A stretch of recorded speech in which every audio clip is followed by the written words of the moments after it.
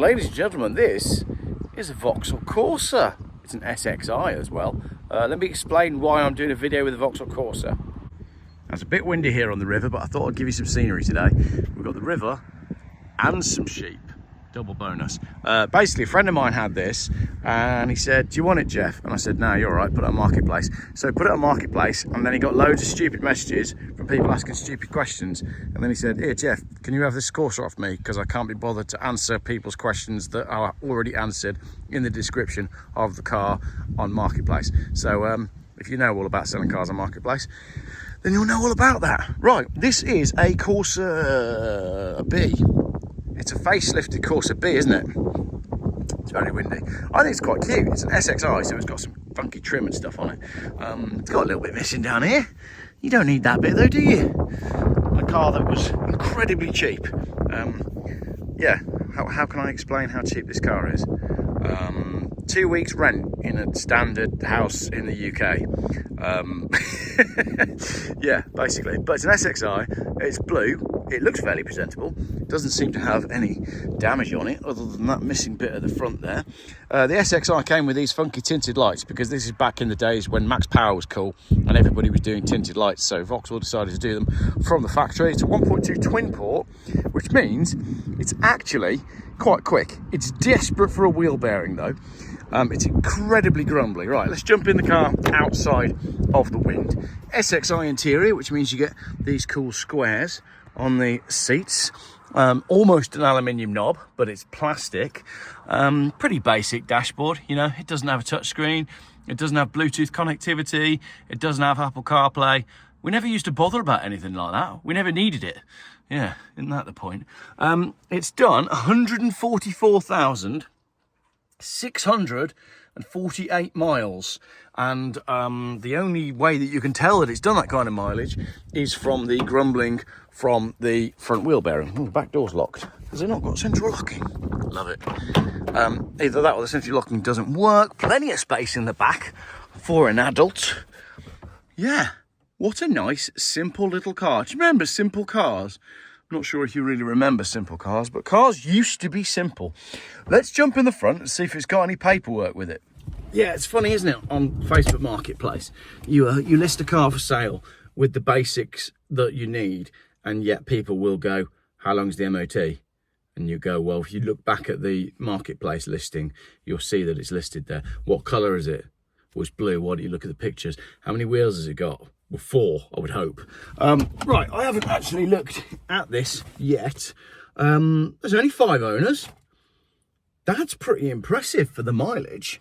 140,000. I was expecting it to be like 53 owners. We have a book pack, so that's nice.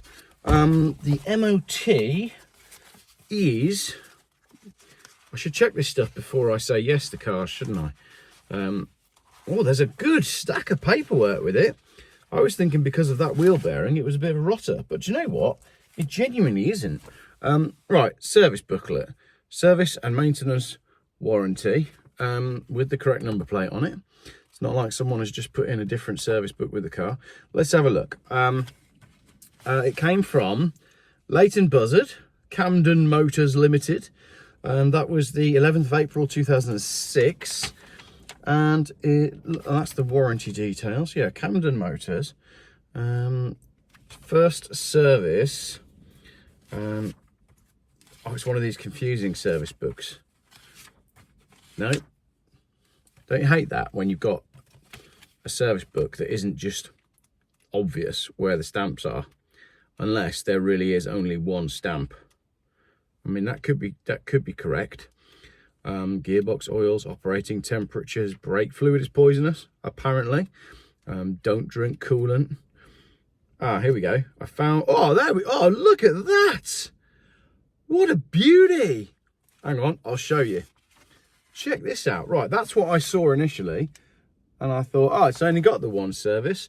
And that's at 17,000 miles in 2008. So when it was 2 years old. And then you go on to the next page. Look at that. That is pretty much a fully stamped book. 22,000, 79,000.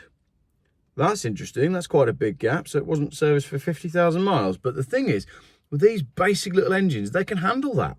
79,000, 88,000, 101, 110, 129. No, then the book goes over there. Oh, the book goes backwards. Wow, that doesn't make sense. All right, let's try this again. Oh yeah, because he realised he made a mistake. That's why there's another page of stamps. Hang on, let's try again. 22,000, 32,000, 40,000, 49, 60, 71, and then we go back a page. 79, 88, 101, 110, 129. And that was in February of this year. What? How's that possible? Where's the key gone? So it's done how many miles this year? So in February this year, this car was showing, when it was serviced,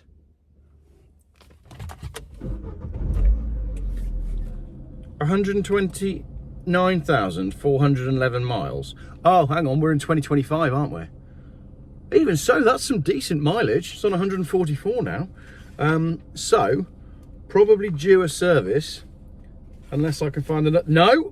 No, it is not due a service. Look at that. Full service at 140,000 miles. 10th of March 2025. That was only 3 and 4,000. That was 3 and 4,000 miles ago. Hey, that's not bad, you know.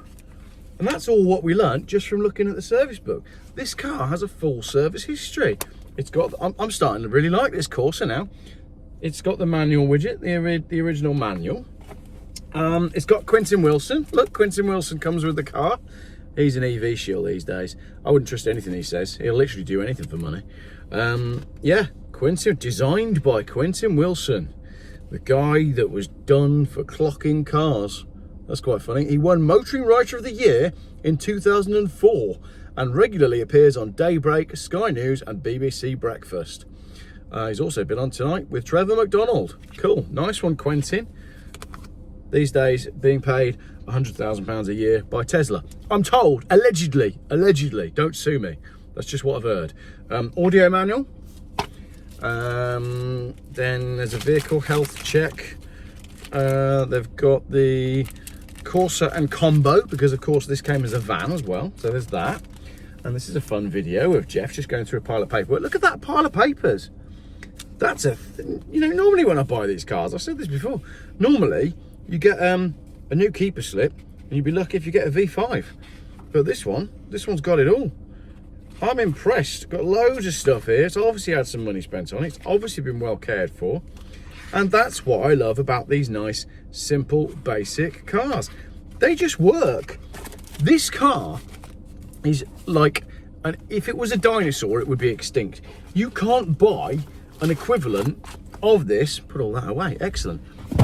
You can't buy this in 2025. I cannot go to Vauxhall and buy a very simple car that I can maintain for 20 years with basic maintenance. They're all rubbish. They've all got massive screens. They're all designed to fail. The metal's different. The paint's different.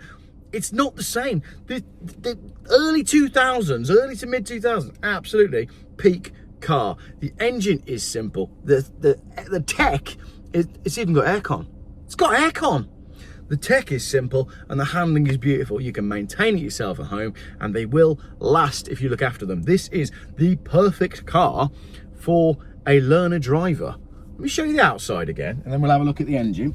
Oh, I've got hardly any fuel in it. And as I said, it desperately needs a wheel bearing, so I'm not going to drive it because it's quite grumbly, but I'm hoping to get that done, well, before the new owner, whoever that may be, takes delivery of it. But this is a great little car. Why did we stop making cars like this? Stop going on about it, Jeff. Everybody's heard you say it before. I'll show you the engine.